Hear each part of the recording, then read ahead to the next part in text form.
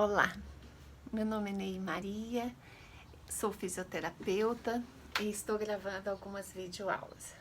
O intuito é ajudar. E hoje nossa videoaula é referente à solidão do idoso e à depressão. E eu sei que a maioria das pessoas sabem ou já ouviram falar desse tema, mas é bom sempre a gente abordar e pensar em alguma circunstância que isso pode acontecer com o nosso idoso que nós cuidamos diariamente. E às vezes, quando a gente fala é uma coisa, mas quando a gente vivencia a solidão, a depressão do idoso, a gente vê que cada paciente tem uma postura, tem uma atitude para viver esses momentos. E antes de eu abrir um leque para falar mais um pouquinho sobre esse tema, eu quero ler um poema de Fernando Pessoa, e que eu gosto muito. Não se acostume com o que não faz feliz. Revolte-se quando julgar necessário. Alague seu coração de esperanças, mas não deixe que ele se afogue nelas. Se achar que precisa voltar, volte. Se perceber que precisa seguir, siga. Se tiver tudo errado, comece novamente. Se tiver tudo certo, continue. Se sentir saudades, mate-a. Se perder um amor, não se perca. Se achar, segure. Segure-o. Se achar um grande amor, segure-o. E na verdade eu vejo que a gente se nega, mas a maioria de nós, o que mais nós desejamos é ser amados. E muitas vezes outras coisitas mais que desejamos. Uma das coisas que eu vejo que também esperamos muito do outro é que alguém nos escute. Isso é muito importante. Ter tempo para escutar. Ter tempo para escutar o idoso. Ter tempo para silenciar, escutar o que o coração está nos dizendo. Como eu falei da solidão, a solidão, como a depressão, ela pode acontecer em qualquer fase da nossa vida, ou qualquer fase, seja da criança, seja do adolescente, seja do adulto e seja do idoso. E quando ela acontece, ela machuca, ela gera ou ela pode gerar doenças. A gente conhece muitas pessoas que, às vezes, quando chega na velhice, é que apresentam a depressão. Mas junto com a depressão tem um coeficiente a mais, que é a solidão. E aí, eu quero dar um depoimento de um dia desse que eu saí com uma amiga e ela é uma mulher jovem ainda. Mas eu falando que a depressão, a pessoa precisa conversar com um amigo, precisa estar socializado. E ela me disse: Ney, eu tive depressão profunda pelo luto da perda da minha mãe. E eu ainda continuo em depressão. Mas não é uma conversa com um amigo que vai me ajudar nesse momento quando a depressão é muito forte. E sim, um psicólogo e um psiquiatra. E aí ela deixou claro que ela vivenciou uma depressão onde ela não queria mais viver. A depressão é quando uma tristeza se prolonga por dias, por meses, e a pessoa vai perdendo a vontade de viver. E você vai sentindo isso na pessoa. Então, como é importante a gente acreditar, a gente analisar se aquilo é apenas uma tristeza ou se já está na hora da gente indicar para um médico. Será que o nosso poder de ajudar, de perceber, de ter consciência, está ali presente. E aí a gente pensa, o que é a depressão hoje? E eu tenho uma outra historinha, que é de um paciente. Esse paciente é meu amigo, e ele tem 87 anos. Mas de um tempo para cá, ele vem, ou desde o começo, ele me dizia, eu não sou feliz espiritualmente. E eu sempre voltada para o lado espiritual, porque eu tenho fé, eu tenho esperança. Eu acho que é mais fácil a gente ter fé. É mais fácil a gente crer. Mas não tenho nada para os que não têm fé. Mas eu tenho fé. E quando ele falava que não era feliz espiritualmente, eu ficava a me questionar, mas por quê? Ele é um homem bom, ele é um homem que tem tudo, a família está do lado.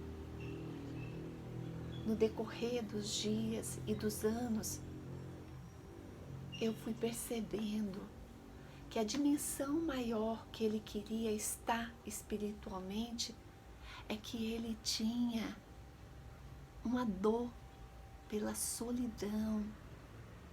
Porque depois de anos e anos trabalhando, ele chegou em casa, ele fica em casa e ele não tem mais todo aquele grupo, todo aquele meio que trazia ele aqui. Então, isso tudo tem que ser percebido.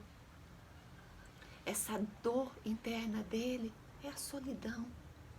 E quantos outros idosos chegam nessa fase da vida e começam a se sentir sozinho. E agora? Como que nós estamos em 2020? Como que todos nós, estamos passando por um momento de reflexões, de mudança. Mudança onde hoje, com todo esse processo do coronavírus, o nosso pensamento está direcionado para quem? Para os idosos. E aí eu posso falar que eu dou graças por isso, porque é eles que têm sabedoria, é eles que me acolhem diariamente. E aí, será que essa metamorfose que nós estamos passando, será que para eles não é mais difícil? Ou será que para eles a gente observa que é mais fácil? Eu tenho outro exemplo. Eu tenho uma outra amiga com 80 anos. E recentemente eu liguei para ela para ver como é que ela estava. Não, eu não liguei, eu mandei uma mensagem. E ela me falou, hoje eu não estou bem. Ela já tinha tido o diagnóstico de pneumonia. E aí me bateu uma dor, porque eu também estava resfriada e eu não poderia sair de casa para ajudar ela naquele momento. Mas como é importante a gente ter esse pensamento do companheirismo, de pensar, poxa, é esse momento que ela precisa de mim e eu poderia estar ajudando essa minha amiga. E aí ela disse, eu vou verificar a minha temperatura e dependendo eu vou para a minha médica. E quando ela foi verificar, ela falou, não, tá alta. E eu falei, vai logo então e verifique com o médico. Olha que interessante, 80 anos, ela pegou o Uber sozinho, ela saiu, ela foi ao médico, ela retornou, ela tomou os medicamentos e ela ficou bem. Isso é importantíssimo, a pessoa estar bem. E aí, a gente vê essa relação do autocuidado. Muitos idosos, nesse momento, conseguem ter autocuidado. Conseguem analisar tudo isso de uma forma mais suave, mais leve, porque tem experiência de muitos anos de vida. E aí a gente vê como é importante a experiência do idoso. E tem um outro fator que é importantíssimo. Com o decorrer dos anos, a gente vê que a depressão, e muitas vezes pode gerar uma bola de neve. Pode gerar vários fatores que a gente fica pensando, e aí? O que fazer? Mas nessa bola de neve a gente pode analisar como que é a vida do idoso. Ou como que será a nossa vida no decorrer, né? Geralmente vamos pensar num gráfico. Geralmente todos nós iniciamos a vida e chega num ponto, ela é um pouquinho normal, constante. Ela não tem mudança, seja da infância, da adolescência até a juventude. Chegamos na juventude, a gente já começa a subir um pontinho. Porque aqui a gente vai para a faculdade, aqui a gente consegue o nosso primeiro emprego, o primeiro namorado, e aqui a gente já começa a crescer mais um pouquinho. Quando chegamos um pouquinho mais acima, a gente já tem a relação da família. Talvez alguns estejam casados com seus filhos, e aí tem uma estabilidade maior, tanto profissional quanto financeira. E depois subimos mais um pouquinho. E nesse degrau a gente vê nossos filhos crescidos, nossos filhos já estabilizados, também já indo para a faculdade. Existe uma relação mais de identificação conosco, aquela relação onde nós já nos conhecemos mais, estamos maduros. E aí nós estamos naquele platô da relação de um gráfico, no momento mágico. Mas aqui pode acontecer alguma coisa. Aqui nessa relação a gente pode adoecer ou alguém da nossa família adoecer. E quando isso acontece, nós declinamos um pouquinho as nossas emoções. Passamos a sentir um medo. E esse medo, ele pode ser estagnado, parado, ou ele pode começar a aumentar. Além disso, pode ser um acidente, pode ser uma perda. Quando isso acontece, a gente cria meios para que o nosso corpo possa adoecer, venha adoecer. E aí desce mais um pouquinho. Quando desce aqui, a gente vê que aí existe perdas mesmo. Perdas de familiares como irmãos, pais, amigos. Perdas onde a gente vê o nosso amigo, o nosso familiar ali, doente. E aí a gente começa a bater a relação da realidade.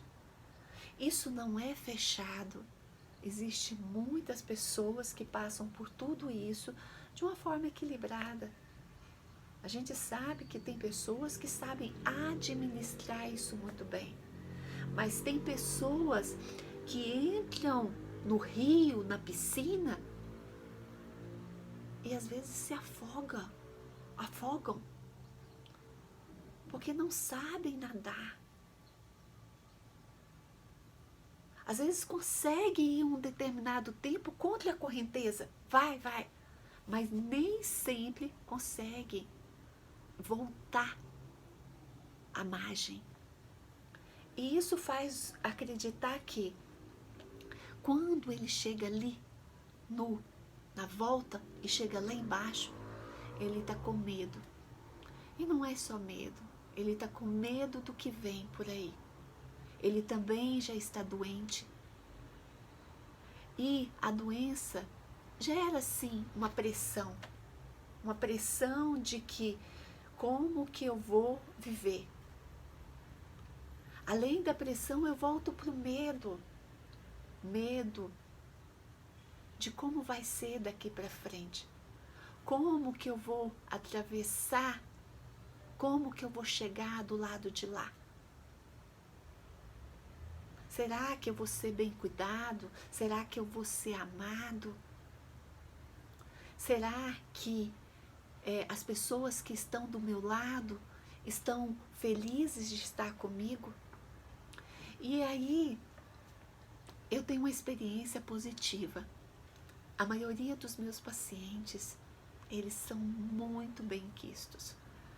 Eu vejo familiares, filhos, amigos presentes, mas não se perde o medo.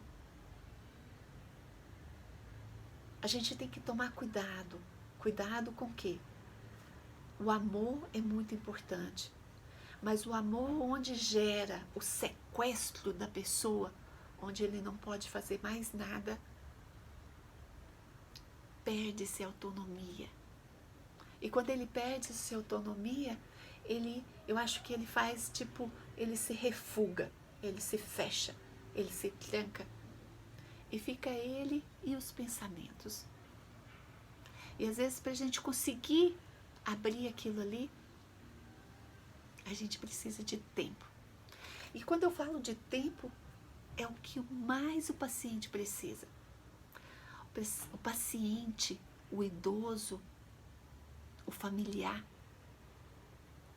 o único desejo que ele tem é o seu tempo. Mas não aquele tempo forçado, aquele tempo marcado. Não, aquele tempo onde você chega e você chega com paixão, chega com amor. Chega trazendo muita luz. Chega chegando, porque é importante chegar no coração daquela pessoa.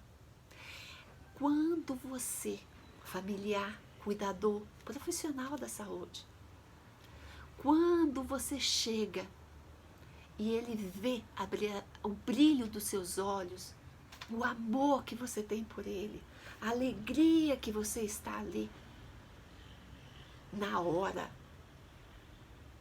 você acende nele a vontade de viver. Você acende nele a motivação da vida. E isso é importantíssimo para o paciente. Isso é importantíssimo para o doente. Isso não é tudo. Mas isso vai dar, sim, a ele vontade de viver. Mas existem fatores e fatores, né? Como eu te falei da minha amiga, e eu vou repetir. Muitas vezes precisa sim de um psicólogo, precisa sim de um psiquiatra. E hoje, na atualidade, quando nós falamos de tratamento humanizado, ninguém trabalha sozinho. A gente precisa trabalhar em equipe. A gente precisa de humildade para que o bem maior que está na nossa frente seja bem cuidado. Por hoje é só. Até a nossa próxima videoaula. Eu espero que eu tenha colaborado, que eu tenha ajudado e que as videoaulas que eu proponho fazer possa ajudar a todos nós e principalmente a mim, porque isso me faz muito bem.